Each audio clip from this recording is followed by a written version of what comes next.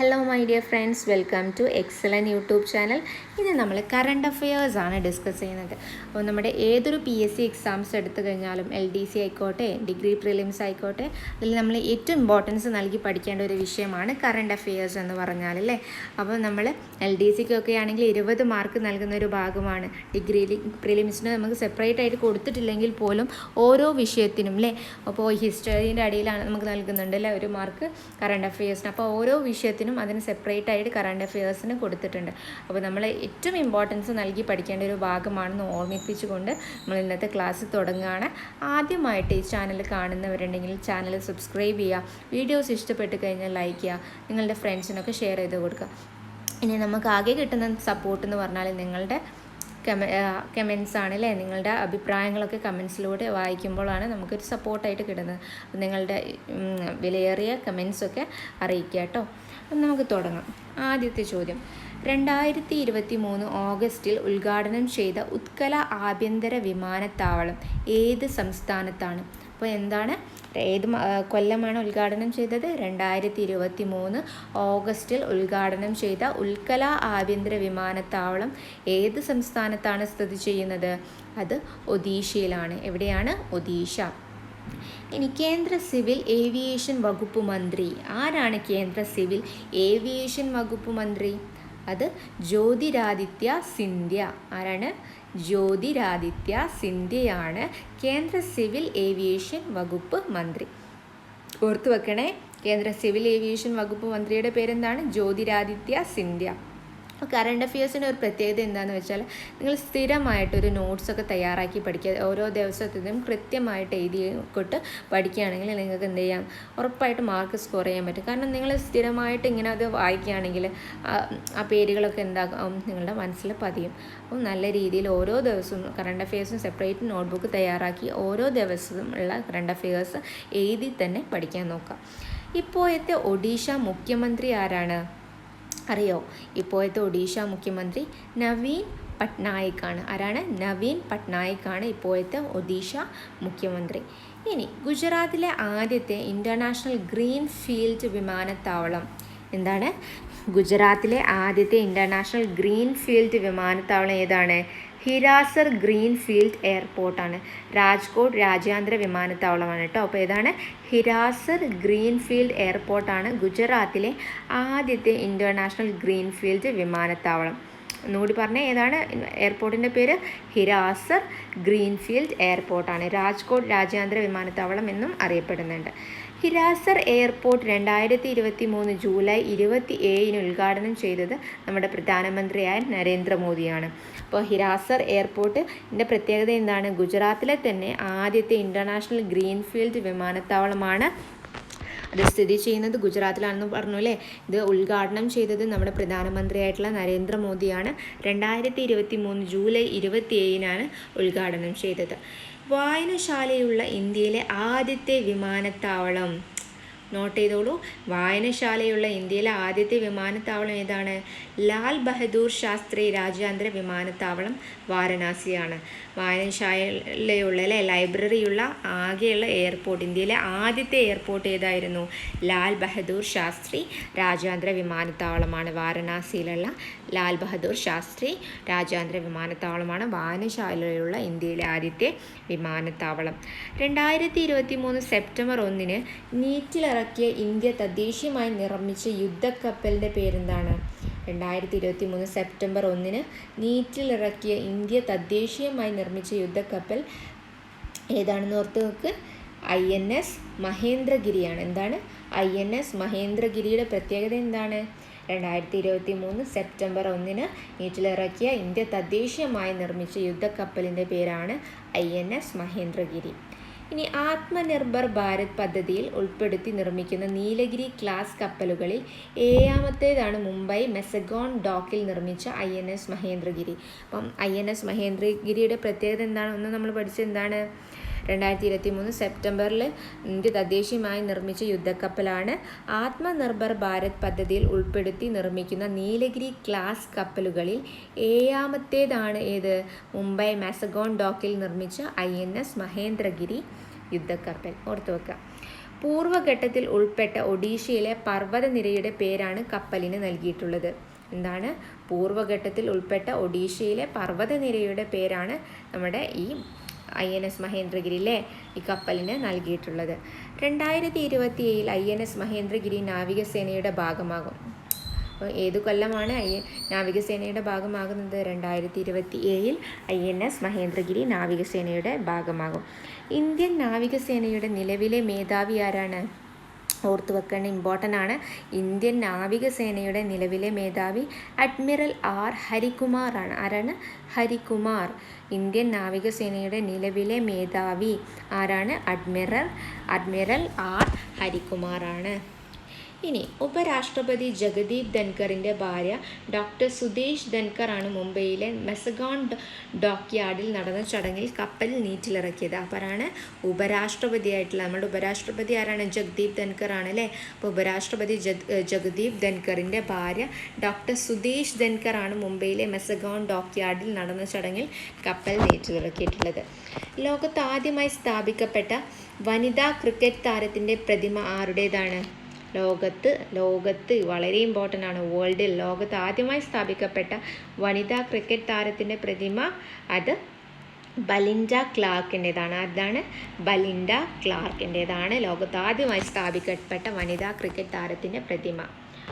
Wisden cricket മാസികയിലെ മികച്ച താരങ്ങളുടെ പട്ടികയിൽ ഇടം നേടിയ ആദ്യ ഇന്ത്യൻ വനിതാ ക്രിക്കറ്റ് താരം ആരാണ്? വിസ്ഡൻ ക്രിക്കറ്റ് മാസികയിലെ മികച്ച താരങ്ങളുടെ പട്ടികയിൽ ഇടം നേടിയ ആദ്യ ഇന്ത്യൻ വനിതാ ക്രിക്കറ്റ് താരം ഹർമൻപ്രീത് കൗർ. ആരാണ്?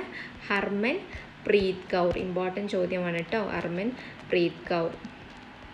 ഇനി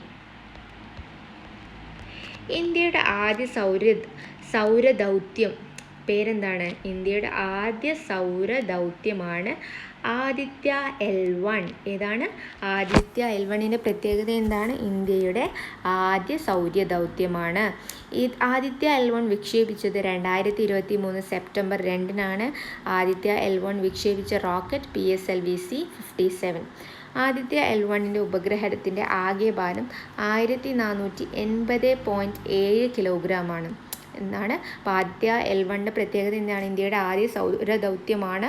ആദിത്യ L1 വിക്ഷേപിച്ചത് 2023 സെപ്റ്റംബർ 2 വിക്ഷേപിച്ച റോക്കറ്റ് PSLV-C-57 ആണ്. അതിൻ്റെ ആദിത്യ L1 ഉപഗ്രഹത്തിൻ്റെ ആകെ ഭാരം 1480.7 കിലോഗ്രാമാണ്. ആദിത്യ L1 ദൗത്യത്തിൻ്റെ കാലാവധി 5 വർഷം 2 മാസമാണ്. സൗരദൗത്യം നടത്തുന്ന 4ാമത്തെ രാജ്യമാണ് ഇന്ത്യ. എന്നാണ്? സൗരദൗത്യം നടത്തുന്ന 4ാമത്തെ രാജ്യമാണ് നമ്മുടെ ഇന്ത്യ. ഓക്കെ. ഇനി ഖേൽ രത്ന പുരസ്കാരം ലഭിക്കുന്ന ആദ്യ വനിതാ ക്രിക്കറ്റ് താരം എന്താണ്? ഖേൽ രത്ന പുരസ്കാരം ലഭിക്കുന്ന ആദ്യ വനിതാ ക്രിക്കറ്റ് താരം ആരാണ്? മിതാലി രാജ് ആണ്. ആരാണ്? മിതാലി രാജ്. ഖേൽ രത്ന പുരസ്കാരം ലഭിക്കുന്ന ആദ്യ വനിതാ ക്രിക്കറ്റ് താരം മിതാലി രാജ് ആണ്. 6 ഏകദിന ലോകകപ്പുകളിൽ കളിച്ച ആദ്യ വനിതാ ക്രിക്കറ്റ് താരമാണ് മിതാലി രാജ്. അപ്പോൾ മിതാലി രാജിനെ പറ്റി 2 ചോദ്യങ്ങൾ പഠിച്ചു. എന്താണ്? ഖേൽ രത്ന പുരസ്കാരം ലഭിക്കുന്ന ആദ്യ വനിതാ ക്രിക്കറ്റ് താരമാണ് മിതാലി രാജ്. 6 ഏകദിന ലോകകപ്പുകളിൽ കളിച്ച എത്ര ഏകദിന ക്രിക്കറ്റ് ലോകകപ്പുകളിലാണ് കളിച്ചത്? 6 ഏകദിന ലോകകപ്പുകളിൽ കളിച്ച ആദ്യ വനിതാ ക്രിക്കറ്റ് താരമാണ് മിതാലി രാജ്. ഇനി വനിതാ ഏകദിന ക്രിക്കറ്റ് ചരിത്രത്തിൽ ഏറ്റവും കൂടുതൽ വിക്കറ്റ് നേടുന്ന ബൗളർ ആരാണ്? ജുലൻ ഗോസ്വാമിയാണ്. വനിതാ ഏകദിന ക്രിക്കറ്റ് ചരിത്രത്തിൽ ഏറ്റവും കൂടുതൽ വിക്കറ്റ് നേടുന്ന ബൗളർ ജുലൻ ഗോസ്വാമി. ജുലൻ ഗോസ്വാമിയുടെ പ്രത്യേകത എന്താണ്? വനിതാ ഏകദിന ക്രിക്കറ്റ് ചരിത്രത്തിൽ ഏറ്റവും കൂടുതൽ വിക്കറ്റ് നേടുന്ന ബൗളറാണ് ജുലൻ ഗോസ്വാമി. വനിതാ ക്രിക്കറ്റ് താരം ജുലൻ ഗോസ്വാമിയുടെ ജീവിതകഥ പറയുന്ന ചിത്രമാണ് ചക് ദേ എക്സ്പ്രസ്. എന്താണ്? ചക് ദേ എക്സ്പ്രസ്. ചക് ദേ ഇന്ത്യ എന്നൊക്കെ നിങ്ങൾ കേട്ടിട്ടുണ്ടാവും അല്ലേ? അപ്പോൾ അതേപോലെ അതൊന്ന് ഓർത്ത് വെക്കുക. ചക് ദേ എക്സ്പ്രസ് ആരുടെ വനിതാ ക്രിക്കറ്റ് താരമായിട്ടുള്ള ജുലൻ ഗോസ്വാമിയുടെ ജീവിതകഥ പറയുന്ന ചലച്ചിത്രമാണ് ചക് ദേ എക്സ്പ്രസ്. അടുത്ത ചോദ്യം നോക്കുക. 5ാമത് ഖേലോ ഇന്ത്യ യൂത്ത് ഗെയിംസ് ജേതാക്കൾ ആരായിരുന്നു? 5ാമത് ഖേലോ ഇന്ത്യ യൂത്ത് ഗെയിംസ് ജേതാക്കൾ മഹാരാഷ്ട്രയാണ്. Okay. Khelo India youth games ജേതാക്കൾ മഹാരാഷ്ട്രയാണ്. 5ാമത് ഖേലോ ഇന്ത്യ യൂത്ത് ഗെയിംസ് വേദി എവിടെയായിരുന്നു? ഭോപ്പാൽ, മധ്യപ്രദേശാണ് കേട്ടോ. 5ാമത് ഖേലോ ഇന്ത്യ യൂത്ത് ഗെയിംസിൻ്റെ വേദിയായത് ഭോപ്പാൽ, മധ്യപ്രദേശാണ്. അഞ്ചാമത് ഖേലോ ഇന്ത്യ യൂത്ത് ഗെയിംസിൽ കേരളത്തിൻ്റെ സ്ഥാനം എത്രാമതായിരുന്നു? 6ാം സ്ഥാനമാണ് കേരളത്തിന് ഉണ്ടായിരുന്നത്. അഞ്ചാമത്. അപ്പോൾ എത്രാമത് ഖേലോ ഇന്ത്യ ആണ് ഇപ്പോൾ നടന്നത്? അഞ്ചാമത് ഖേലോ ഇന്ത്യ ആണ്. അപ്പോൾ അഞ്ചാമത് ഖേലോ ഇന്ത്യ യൂത്ത് ഗെയിംസിൻ്റെ ജേതാക്കൾ മഹാരാഷ്ട്രയാണ്. 2023 നടന്നതിൽ ജേതാക്കൾ വിന്നേഴ്സ് മഹാരാഷ്ട്രയാണ്. ഈ യൂത്ത് ഗെയിംസ് നടന്ന വേദി ഭോപ്പാൽ മധ്യപ്രദേശാണ്. ഇതിൽ കേരളത്തിൻ്റെ സ്ഥാനം 6ആണ്, 6th റാങ്കാണ്. 4ാമത് ഖേലോ ഇന്ത്യ യൂത്ത് ഗെയിംസിന് വേദിയായത് ഹരിയാനയാണ്. 4ാമത് ഖേലോ ഇന്ത്യ യൂത്ത് ഗെയിംസിന് വേദി ഹരിയാനയായിരുന്നു. 4ാമത് ഖേലോ ഇന്ത്യ യൂത്ത് ഗെയിംസിൽ വിജയികളായതും ആരാണ്? ഹരിയാന തന്നെയാണ് കേട്ടോ. അപ്പോൾ 4ാമത് ഖേലോ ഇന്ത്യ യൂത്ത് ഗെയിംസ് വേദി ഹരിയാന, അതിൻ്റെ വിന്നറും ഹരിയാന തന്നെയാണ്. ഖേലോ ഇന്ത്യ യൂത്ത് ഗെയിംസ് ആരംഭിച്ച വർഷം ഏതായിരുന്നു? ഖേലോ ഇന്ത്യ യൂത്ത് ഗെയിംസ് ആരംഭിച്ചത് 2018 കേട്ടോ. ഖേലോ ഇന്ത്യ യൂത്ത് ഗെയിംസ് ആരംഭിച്ച വർഷം ഓർത്താൽ 2018. നമ്മൾ വെള്ളപ്പൊക്കമൊക്കെ നടന്ന സമയത്താണ് ഖേലോ ഇന്ത്യ യൂത്ത് ഗെയിംസ് ആദ്യമായിട്ട് ആരംഭിച്ചത്. ഇനി പുസ്തക രൂപത്തിലുള്ള 2023 കേരള ബജറ്റ് പ്രസംഗത്തിലെ മുഖചിത്രമായ ശില്പം ആരുടേതായിരുന്നു? ബേർഡ് ഇൻ സ്പേസ് ആണ് കേട്ടോ. പുസ്തക രൂപത്തിലുള്ള 2023 കേരള ബജറ്റ് പ്രസംഗത്തിലെ മുഖചിത്രമായ ശില്പം എന്താ? അതിന് പേര് ബേർഡ് ഇൻ സ്പേസ് എന്നതാണ്. ബേർഡ് ഇൻ സ്പേസ് എന്നതായിരുന്നു. ഇനി 2023 കേരള ബജറ്റ് അവതരിപ്പിച്ച ധനമന്ത്രി ആരാണ്? KN ബാലഗോപാലാണ്. 2023 കേരള ബജറ്റ് അവതരിപ്പിച്ച ധനമന്ത്രി KN ബാലഗോപാലാണ്. ആഭ്യന്തര ഉൽപ്പാദനം പ്രോത്സാഹിപ്പിക്കാൻ 2023 കേരള ബജറ്റിൽ പ്രഖ്യാപിച്ച പദ്ധതി എന്താ പേര്? ആഭ്യന്തര ഉൽപ്പാദനം പ്രോത്സാഹിപ്പിക്കാൻ 2023 കേരള ബജറ്റിൽ പ്രഖ്യാപിച്ച പദ്ധതിയുടെ പേരെന്താണ്?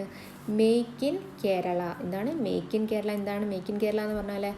ആഭ്യന്തര ഉൽപ്പാദനം പ്രോത്സാഹിപ്പിക്കാൻ 2023 കേരള ബജറ്റിൽ പ്രഖ്യാപിച്ച പദ്ധതിയുടെ പേരാണ് മേക്ക് ഇൻ കേരള. സംരംഭക വർഷ പദ്ധതിയിൽ ആരംഭിച്ച 1000 സംരംഭങ്ങളെ 100 കോടി വിറ്റുവരവുള്ള സ്ഥാപനങ്ങളാക്കുക എന്ന ലക്ഷ്യത്തോടെ ആരംഭിച്ച പദ്ധതിയുടെ പേരാണ് മിഷൻ 1000. എന്താണ്? സംരംഭക വർഷം പദ്ധതിയിൽ ആരംഭിച്ച 1000 സംരംഭങ്ങളെ 100 കോടി വിറ്റുവരവുള്ള സ്ഥാപനങ്ങളാക്കുക എന്ന ലക്ഷ്യത്തോടെ ആരംഭിച്ച പദ്ധതിയുടെ പേര് മിഷൻ 1000 എന്നതാണ്. സംസ്ഥാനത്തെ എല്ലാ കുടുംബങ്ങളെയും നേത്രപരിശോധനയ്ക്ക് വിധേയമാക്കുന്ന കേരള സർക്കാരിൻ്റെ പദ്ധതിയുടെ പേരെന്താണ്? നേർക്കാഴ്ച. എന്നാണ്? സംസ്ഥാനത്തെ എല്ലാ കുടുംബങ്ങളെയും നേത്രപരിശോധന അല്ലെ കണ്ണിൻ്റെ പരിശോധനയ്ക്ക് വിധേയമാക്കുന്ന കേരള സർക്കാരിൻ്റെ പദ്ധതിയുടെ പേരാണ് നേർക്കാഴ്ച എന്നത് കേട്ടോ. പദ്ധതിയൊക്കെ വളരെ ഇമ്പോർട്ടൻ്റ് ആണ്, ഓർത്ത് വെക്കുക. ഇന്ത്യയിൽ ആദ്യമായി ജല ബജറ്റ് തയ്യാറാക്കിയ സംസ്ഥാനം നമ്മുടെ കേരളമാണ്. 2023 ജനുവരിയിൽ ഗ്രീൻ റെയിൽവേ സ്റ്റേഷൻ സർട്ടിഫിക്കേഷൻ ലഭിച്ച ഇന്ത്യയിലെ റെയിൽവേ സ്റ്റേഷൻ വിശാഖപട്ടണം റെയിൽവേ സ്റ്റേഷനാണ്. എന്താണ്? ഗ്രീൻ റെയിൽവേ സ്റ്റേഷൻ സർട്ടിഫിക്കേഷൻ ലഭിച്ച ഇന്ത്യയിലെ റെയിൽവേ സ്റ്റേഷൻ 2023 ലഭിച്ചത് ആർക്കാണ്? വിശാഖപട്ടണം റെയിൽവേ സ്റ്റേഷനാണ്. ഇന്ത്യയിലെ ആദ്യ ഗ്രീൻ ISO സർട്ടിഫിക്കറ്റ് ലഭിച്ച railway station Guwahati railway station. അപ്പോൾ ആദ്യം പഠിച്ചത് എന്താണ്? ഗ്രീൻ റെയിൽവേ സ്റ്റേഷൻ സർട്ടിഫിക്കേഷൻ ലഭിച്ച ഇന്ത്യയിലെ റെയിൽവേ സ്റ്റേഷൻ വിശാഖപട്ടണമാണ്. ഇന്ത്യയിലെ ആദ്യ ഗ്രീൻ ISO സർട്ടിഫിക്കറ്റ് ലഭിച്ച റെയിൽവേ സ്റ്റേഷൻ അത് ഗുവാഹത്തി റെയിൽവേ സ്റ്റേഷനാണ്. മാറിപ്പോരുത് കേട്ടോ. ഇന്ത്യയിലെ ആദ്യ നിശബ്ദ റെയിൽവേ സ്റ്റേഷൻ ഏതാണ്? ചെന്നൈ സെൻട്രൽ റെയിൽവേ സ്റ്റേഷനാണ്. Chennai central railway station. ഇനി ഇന്ത്യയിലെ ആദ്യത്തെ ചലിക്കുന്ന ശുദ്ധജല തുരങ്ക അക്വേറിയം സ്ഥാപിച്ചത് എവിടെയായിരുന്നു? ബാംഗ്ലൂർ റെയിൽവേ സ്റ്റേഷനിലാണ് കേട്ടോ. തുരങ്ക അക്വേറിയം സ്ഥാപിച്ചത് ബാംഗ്ലൂർ റെയിൽവേ സ്റ്റേഷനാണ്. രാജ്യത്തെ തിരഞ്ഞെടുത്ത റെയിൽവേ സ്റ്റേഷനുകൾ നവീകരിക്കുന്നതിനുള്ള കേന്ദ്ര റെയിൽവേ മന്ത്രാലയത്തിൻ്റെ പദ്ധതി അമൃത് ഭാരത് സ്റ്റേഷൻ പദ്ധതിയാണ്. എന്താണ്? രാജ്യത്തെ തിരഞ്ഞെടുത്ത റെയിൽവേ സ്റ്റേഷനുകൾ നവീകരിക്കുന്നതിനുള്ള കേന്ദ്ര റെയിൽവേ മന്ത്രാലയത്തിൻ്റെ പദ്ധതിയുടെ പേര് അമൃത് ഭാരത് സ്റ്റേഷൻ പദ്ധതി എന്നതാണ്. 2023 ലോക ക്യാൻസർ ദിന പ്രമേയം എന്താണ്? Close the care gap. എന്താണ്? ക്ലോസ് ദ കെയർ ഗ്യാപ്പ് എന്നതായിരുന്നു ലോക ക്യാൻസർ ദിന പ്രമേയം. ക്ലോസ് ദി കെയർ ഗ്യാപ്പ് കേട്ടോ. Indian council of medical research cancer രജിസ്ട്രിയുടെ കണക്കുകൾ പ്രകാരം ഇന്ത്യയിലെ ഏറ്റവും കൂടുതൽ ക്യാൻസർ കേസുകൾ രജിസ്റ്റർ ചെയ്തിരിക്കുന്ന സംസ്ഥാനം UP ആണ്. ഉത്തർപ്രദേശിലാണ് ഏറ്റവും കൂടുതൽ ക്യാൻസർ കേസുകൾ രജിസ്റ്റർ ചെയ്തിട്ടുള്ളത്. Indian council of medical research cancer രജിസ്ട്രിയുടെ കണക്കുകൾ പ്രകാരം ഇന്ത്യയിലെ ഏറ്റവും കൂടുതൽ ക്യാൻസറുകൾ രജിസ്റ്റർ ചെയ്തിരിക്കുന്ന സംസ്ഥാനം ഉത്തർപ്രദേശാണ്. കേരള സർക്കാരിൻ്റെ സൗജന്യ ക്യാൻസർ ചികിത്സാ പദ്ധതിയുടെ പേര് വളരെ ഇമ്പോർട്ടൻ്റ് ആണ് സുകൃതം കേട്ടോ. കേരള സർക്കാരിൻ്റെ സൗജന്യ ക്യാൻസർ ചികിത്സാ പദ്ധതിയുടെ പേര് സുകൃതം എന്നതാണ്. എന്നാണ് ലോക ക്യാൻസർ ദിനം? ഫെബ്രുവരി 4 കേട്ടോ, ഫെബ്രുവരി 4. അപ്പോൾ ഫെബ്രുവരി 14 വാലൻറ്റൈൻസ് ഡേ ആണ്, ഓർത്ത് വെക്കാം. അപ്പോൾ ഫെബ്രുവരി 4 എന്താണ്? ലോക ക്യാൻസർ ദിനമാണ്. ഏതൊരു മനുഷ്യൻ്റെയും ജീവിതം എന്ന പുസ്തകത്തിൻ്റെ രചയിതാവ് നമ്മുടെ ബെന്യാമിനാണ് കേട്ടോ. അപ്പം ഫേമസ് ആണ് ആടുജീവിതമൊക്കെ കഴിഞ്ഞപ്പോൾ. അപ്പോൾ ഏതൊരു മനുഷ്യൻ്റെയും ജീവിതം എന്ന പുസ്തകത്തിൻ്റെ രചയിതാവ് നമ്മുടെ ബെന്യാമിനാണ്. എൻ്റെ കാലം എൻ്റെ ലോകം എന്ന ആത്മകഥ രൂപത്തിലുള്ള പുസ്തകത്തിൻ്റെ രചയിതാവ് ഡോക്ടർ സെബാസ്റ്റ്യൻ പോളാണ്. എൻ്റെ കാലം എൻ്റെ ലോകം എന്ന ആത്മകഥ രൂപത്തിലുള്ള പുസ്തകത്തിൻ്റെ രചയിതാവ് ഡോക്ടർ സെബാസ്റ്റ്യൻ പോളാണ്. ഇന്ത്യ എൻ്റെ പ്രണയവിസ്മയം എന്ന പുസ്തകത്തിൻ്റെ രചയിതാവ് ആരാണ്? ഗോപിനാഥ് മുതുകാടിലെ നമ്മുടെ മജീഷ്യൻ. ഇന്ത്യ എൻ്റെ പ്രണയവിസ്മയം എന്ന പുസ്തകത്തിൻ്റെ രചയിതാവ് ഗോപിനാഥ് മുതുകാടാണ്. ഉമ്മൻചാണ്ടി എന്ന പുസ്തകം എഴുതിയത് പാലോട് ദിവാകരനാണ്. എന്താണ്? ഉമ്മൻചാണ്ടി എന്ന പുസ്തകം എഴുതിയത് പാലോട് ദിവാകരനാണ്. ഉപ്പുപാടത്തെ ചന്ദ്രോദയം എന്ന പുസ്തകം രചിച്ചത് KT ജലീൽ ആണ്. എന്താണ് KT ജലീലിൻ്റെ പുസ്തകത്തിൻ്റെ പേര്? ഉപ്പുപാടത്തെ ചന്ദ്രോദയം. അപ്പോൾ കറണ്ട് അഫയേഴ്സ് ആണ്, അതുകൊണ്ടാണ് സ്പീഡിൽ പറഞ്ഞു പോകുന്നത് കേട്ടോ. നിങ്ങൾ എന്ത് ചെയ്യുക? ജസ്റ്റ് നോട്ട് ചെയ്തിട്ട് എഴുതി പഠിക്കാം. സർക്കാർ ജീവനക്കാരുടെയും പെൻഷനുകാരുടെയും ആരോഗ്യ ഇൻഷുറൻസിൻ്റെ പദ്ധതിയുടെ പേരെന്താണ്? എല്ലാവർക്കും അറിയാം, ഇമ്പോർട്ടൻ്റ് ആണ്. സർക്കാർ ജീവനക്കാരുടെയും പെൻഷനുകാരുടെയും ആരോഗ്യ ഇൻഷുറൻസ് പദ്ധതിയുടെ പേരാണ് മെഡിസെപ്പ്. മെഡിസെപ്പ് എന്നാ നിലവിൽ വന്നിട്ടുള്ളത് 2022 ജൂലൈ 1 മെഡിസെപ്പിൻ്റെ ഫുൾ ഫോം എന്താണ്? Medical insurance scheme for state employees and pensioners എന്നതാണ്. Medical insurance scheme for state employees and pensioners ആണ് 2022 ജൂലൈ 1 നിലവിൽ വന്നത്. പദ്ധതിയുമായി സഹകരിക്കുന്ന ഇൻഷുറൻസ് കമ്പനി ഓറിയൻ്റൽ ഇൻഷുറൻസ് ആണ്. ഓറിയൻ്റൽ ഇൻഷുറൻസ് ആയിട്ടാണ് മെഡിസെപ്പ് പദ്ധതി സഹകരിക്കുന്ന ഇൻഷുറൻസ് കമ്പനി. ശുപാർശ ചെയ്ത കമ്മീഷൻ CN രാമചന്ദ്രൻ നായർ കമ്മീഷനാണ്. പദ്ധതി പ്രകാരം എല്ലാ വർഷവും 3 ലക്ഷം രൂപ വരെ സമഗ്ര ആരോഗ്യ ഇൻഷുറൻസ് പരിരക്ഷ നൽകും. അപ്പം മെഡിസെപ്പാണ് ലാസ്റ്റ് നമ്മൾ പഠിച്ചത് അല്ലേ. അപ്പം വളരെ ഇമ്പോർട്ടൻ്റ് ആയിട്ടുള്ള കുറച്ച് കറണ്ട് അഫെയേഴ്സ് അല്ലേ, കുറച്ച് ചോദ്യങ്ങളാണ് നമ്മൾ പറഞ്ഞിട്ടുള്ളത്. അപ്പോൾ എല്ലാവരും എന്ത് ചെയ്യുക? നോട്ട്സ് തയ്യാറാക്കി തന്നെ പഠിക്കാൻ നോക്കുക. അപ്പം നിങ്ങൾക്ക് തീർച്ചയായിട്ടും ഇത് ഉപകാരപ്പെടും, ഞാൻ ഉറപ്പ് നൽകുകയാണ്. അപ്പം ഇത്രയും പറഞ്ഞുകൊണ്ട് ഇന്നത്തെ ക്ലാസ് വൈൻഡപ്പ് ചെയ്യാണ്. So thank you from excellent YouTube channel.